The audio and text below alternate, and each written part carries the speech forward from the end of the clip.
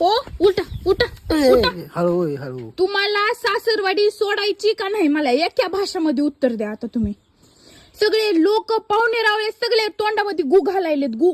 कोणाच्या असं? कोणत्या पाहुण्याला विचार करी तू? सगळे नातेवाईक म्हणायला लागले. कोणचे नातेवाईक? कोणचे म्हणजे नातेवाईक कोणचे?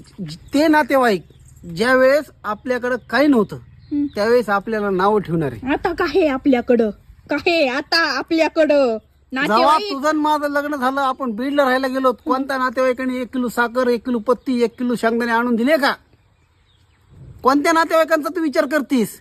ज्यावेळेस तू दवाखान्यामध्ये होती ज्यावेळेस तुझं सिजर झालं त्यावेळेस कोणता नातेवाईक धावून आला? कोणता नातेवाईक तुला डब्बा घेऊन आला? कोणत्या नातेवाईकाचा तू विचार करती?